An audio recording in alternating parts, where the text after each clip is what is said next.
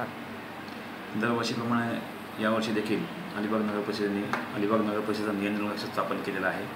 त्याच्यामध्ये अग्निशामक दल, सिव्हिल हॉस्पिटलचे डॉक्टर्स आणि इतर कर्मचारी, पोलीस दल यांच्यासहित आमच्या अलिबाग नगर परिषदेतर्फे लाईफगार्डची व्यवस्था केलेली आहे. 30 लाईफगार्ड जवळजवळ तिथे तैनात केलेले आहेत आणि लाईफगार्डच्या मार्फतच यावेळी 2 स्पीड बोटिंगच्या सहाय्याने विसर्जन केलं जाणार आहे.